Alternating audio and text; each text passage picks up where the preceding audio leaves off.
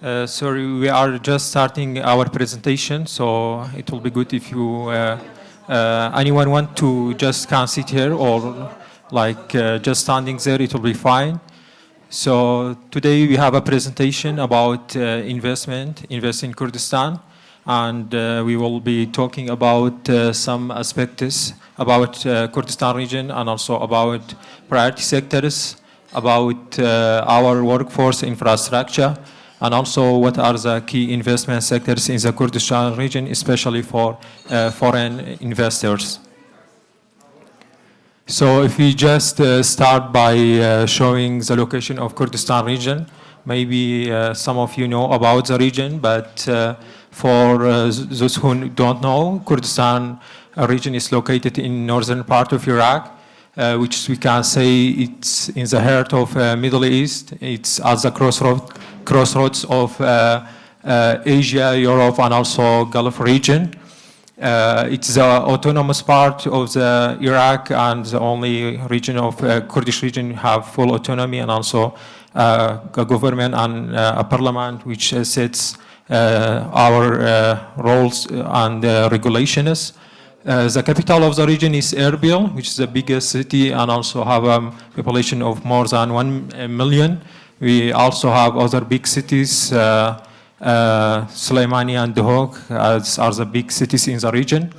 The GDP per capita of Kurdistan region, similar to Iraq, is around $6,000, which if we consider it can be classified as middle income country. As you know, the driver for that is mostly from oil and gas in the region. That's main economic driver in the Kurdistan region. And we have a population of around, as a recent census from Iraq and including Kurdistan, we have more than 6 million, to be exact, 6.4 million population. And the whole population of Iraq is like 45 million. So that's also a reason we want to focus on. We want to be a gateway to the whole Iraqi market, which is like growing very fast. Our population is increasing every year around by 1 million, and it's mostly young.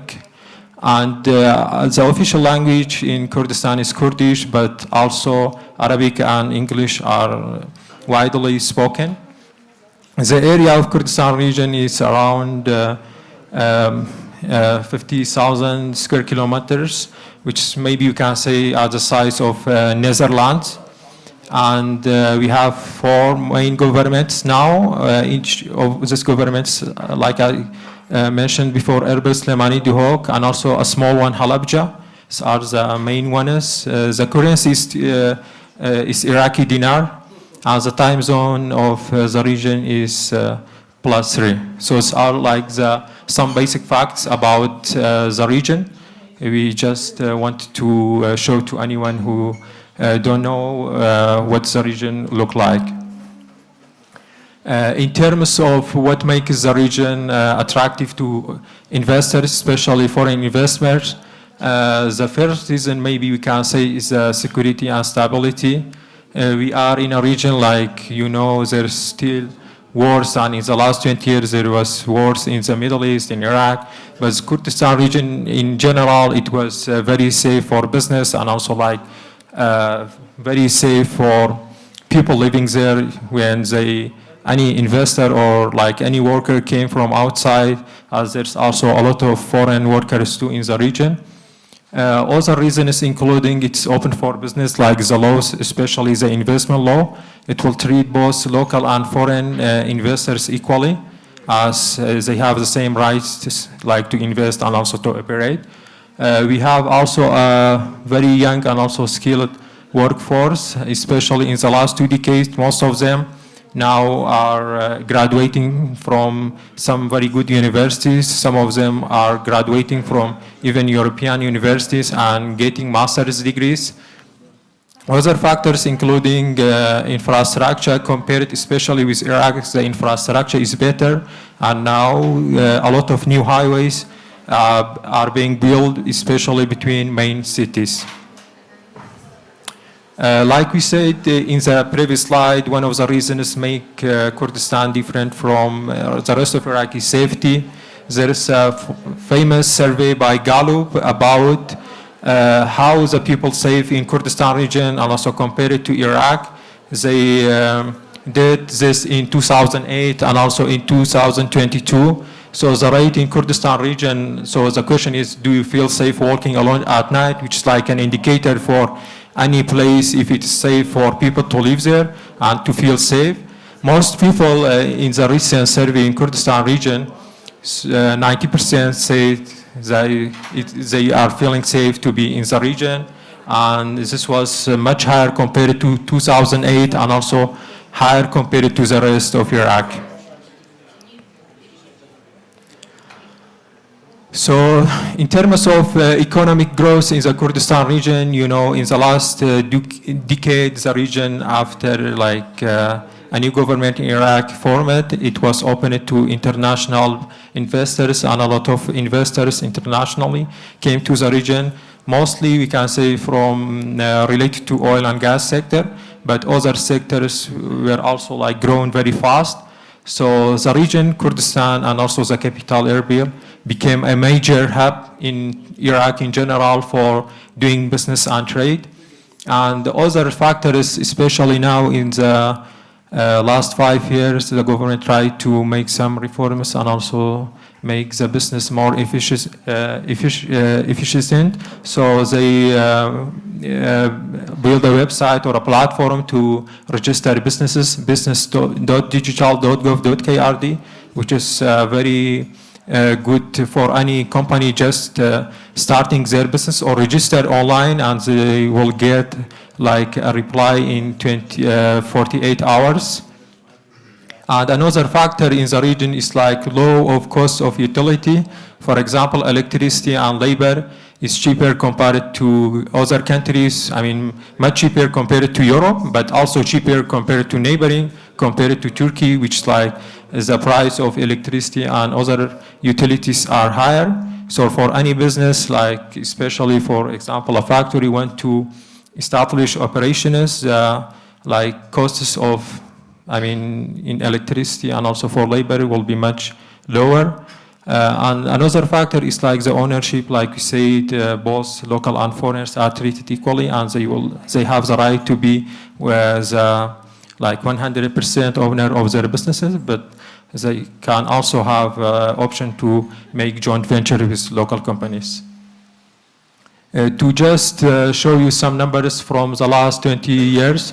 So the Board of Investment established in 2006 by the investment law. And after that, the region attracted a lot of investments. And it was actually mostly from local groups, but also some from foreigners. So these numbers are only from Board of Investment, which is dealing with non-oil and gas sectors. And there was a lot of, I mean, especially FDI came from oil and gas sector, but the numbers are not included here. So we have more than 1,200 projects in the last 20 years. I mean, in all the sectors, especially in manufacturing, trade, agriculture, and education, healthcare. And the total amount of this exceeded $71 billion US. And part of that, the share of joint ventures and also FDI was around $12 billion US. So if you compare it like to the total amount, it's not that big. That's why we want to also attract more foreign investors and businesses to our region. So if we talk about some numbers in related to workforce and also employment, we have a workforce of around 2.5 million, so mostly young people. But the amount of like, or the rate of unemployment actually is much higher, around 50 to 60% in like recent surveys. So that's a reason we want to also increase private investment in the region, helping to create more jobs. Average salaries in the region like start around for a month, monthly salary around 400 to 800 US dollars. Like for maybe, I mean, general jobs, but like most jobs, will be in that range. And we have an early university enrollment of around 50,000 students in every year. And there's around 33. We have like five public and 80 private universities. So most of these students attend this like 33 universities. Some of them are providing higher education, like quality education. Even there are like some American universities. And another good point about our population is that we have a very young population. Most of them under 30, 65%, which is like very high compared to any country. Like 4.1 million people are under 30 in the region. And in terms of like connectivity and also, we have 2 international airports in Erbil and Suleymaniye, connecting with like most cities around, in the region. We have direct flights to Gulf countries, to Dubai, to Doha, to Istanbul, and also to many direct flights to European cities. So we are at the center between like this Gulf cities and also between Istanbul. So it's like 2 hours to Dubai, 2 hours to Istanbul, and also around 4 hours to Europe, which is like very good for any business, operating between these regions. It will be an ideal location just to connect with these big cities. Like I said in previous slide, we have new highways which are connecting with Turkey, Iran, and Syria as we are bordering these countries. And there is high-speed internet access in most cities, even towns and also villages. There is fiber optic cables reached many places in the region, which make it very easy, especially for companies working in tech. And we have some industrial parks, but currently we are working with some partners to establish more industrial parks or economic zones in the region, which help a lot of companies, especially in manufacturing. So now if we talk about the main sectors which we have or like promoting, the main key sectors are agri-food, industry, tourism, renewable energy, services, and ICT. These are the main also key sectors from government. They want to attract investors, and we have a lot of potential in the sectors too. So regarding the agri-food or agriculture in general, if you know about the region, especially northern part of Iraq, it's like having a very fertile land for agriculture, and we have a Mediterranean climate every year. There's like more than 600 millimeter of rainfall, which is like a huge advantage to our region compared to other parts of Iraq and also other countries which they don't have a lot of water resources. So the Kurdistan region can be like a basket for food for most of these countries in the region, as they import most of their foods from outside. And we have good water resource, even 5 major rivers and a lot of dams, which make it easy to doing agriculture in the region. So in the agriculture, specifically, we have identified livestock and dairy as one of the subsectors which we want to attract investors to. There's a lot of livestock like from farmers, but we also want to have big projects from foreign investors if they want to establish a full complex. And also from crop cultivation, there's a lot of opportunity. The main products in the region are wheat, corn, potato, tomato, and also diverse fruits. Like we say, the region, the climate is very suitable to growing a lot of foods. And for food processing, it's a big market, like I said. And the Iraqi market in general, the whole market is estimated to be around 42 billion US dollar, which is like a very big market consuming, and it's expected to grow 5% from 2023 to 2028, which is like a very high percentage. There's also other opportunities actually, but these are the main ones. For example, we have other opportunities for investing in animal feed, certified feeds, and also organic farming.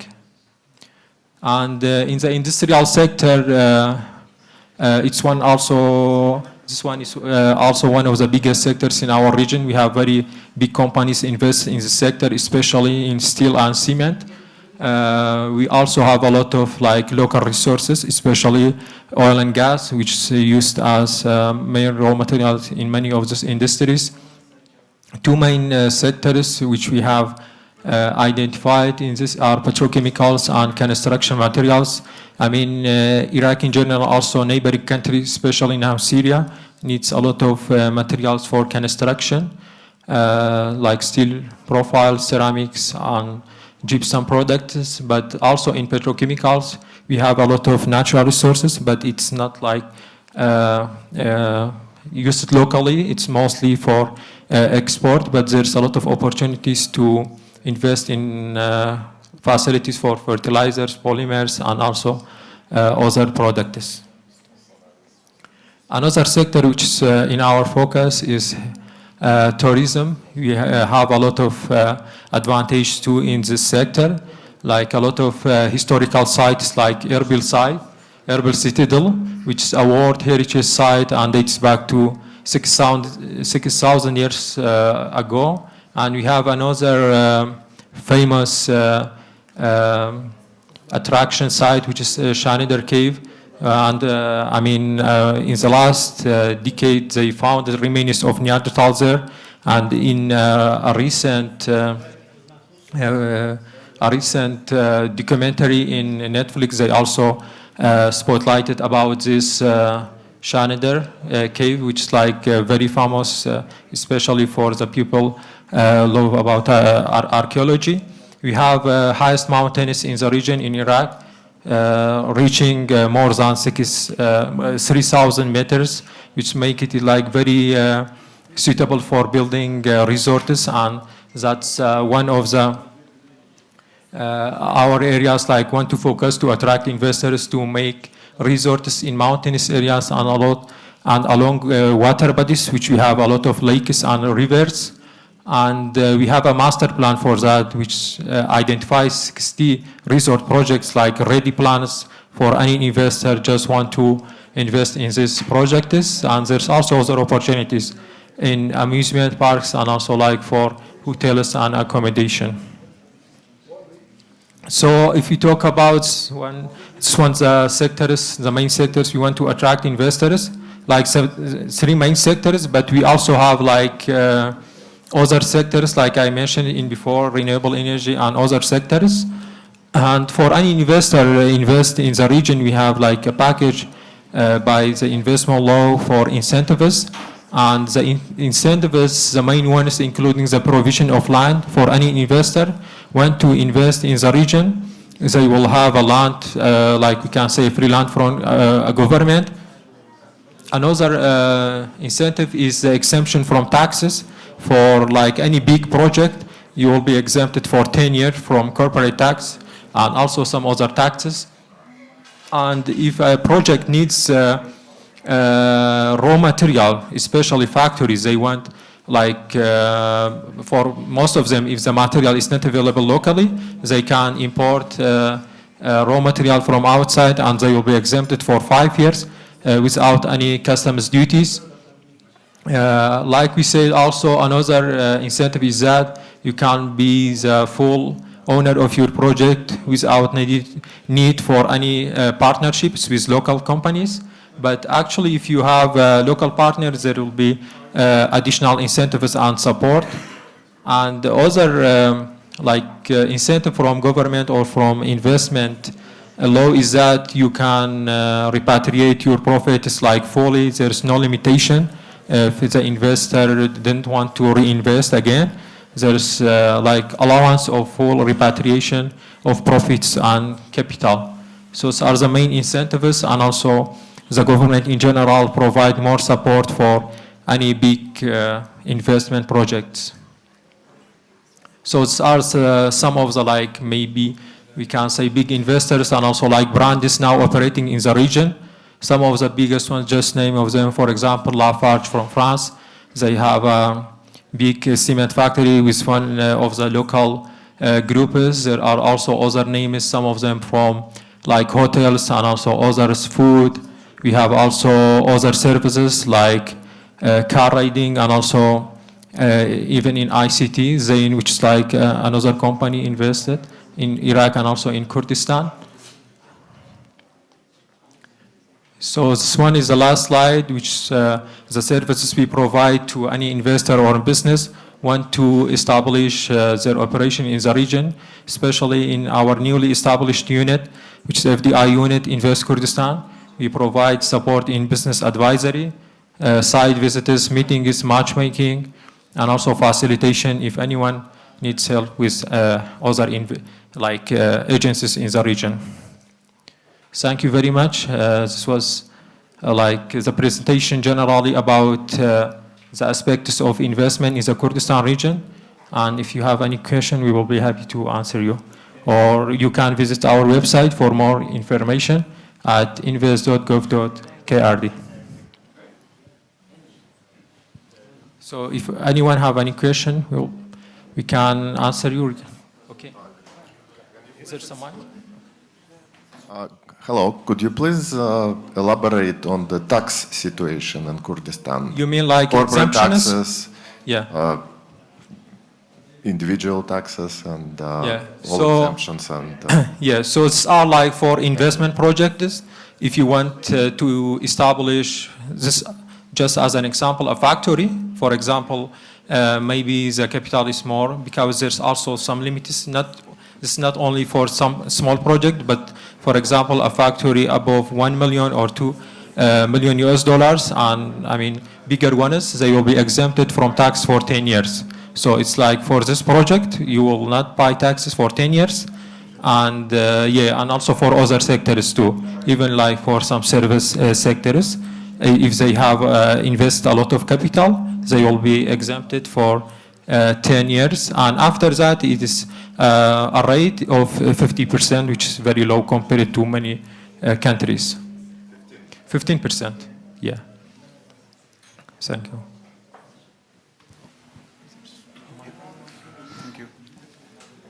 Thank you, Sarchiya. It's always a pleasure to listen to your presentation. So my name is Ugur Injaz. We are helping foreign companies to come and invest in Kurdistan. Sarchiya, my question is, you mentioned in your presentation about Syria. Okay, so the last developments happening there, and we know already Kurdistan region in Syria doesn't impacted or is not impacted by the United States sanctions, and the rest of Syria also will be out of sanctions soon. So what are we know the opportunities to rebuild Syria, and the construction materials, as you say, plus other kind of oil suppliers will come from Kurdistan region to whole Syria. So my question is that, as your entity, Invest Kurdistan and Board of Investment, what kind of policies are you preparing? I know it's so fresh a topic for you as well. What kind of policies are you preparing to attract investment to Kurdistan, through Kurdistan to invest and do business in Kurdistan region, in Syria and rest of the Syria? Thank you. Thank you for your question, Kakugur. So as I mean, the situation happened in Syria is like very recent, and I mean, there's still maybe some uncertainty, but actually with that also there's a lot of opportunities in the Syrian market, and especially with the reconstruction of building and also all of other sectors, especially if like they lift the sanctions. And a reason like for that we can be a good location is that we are very close, as we have borders with Syria, especially with the Kurdish region of Syria, which is very easy for us like to connect, and also then to other parts of Syria. Other reasons may be that we have also a lot of immigrant people from Syria. So, for example, a company established there, they can, I mean, hire some also other people of Syrian regions there and doing their operations there also to serve Syria. So this is the idea for us, like just some other countries when they choose a big market, they choose a location which like best suits for around countries, and the Kurdistan region actually is one of those locations which we can serve like we said in the presentation, the whole Iraqi market, Gulf regions too, and also now Syria, maybe even in like next year, maybe Iran too, as you know, they also have sanctions. It's not easy for business to go to Iran, but they can choose Kurdistan region to connect all of these big markets in the region. And like I said, we have a young population, and most of them you can find, I mean, good talent, especially they know also the other regional languages, Arabic and also Persian, Turkish. They can communicate with businesses in the surrounding regions. Yeah.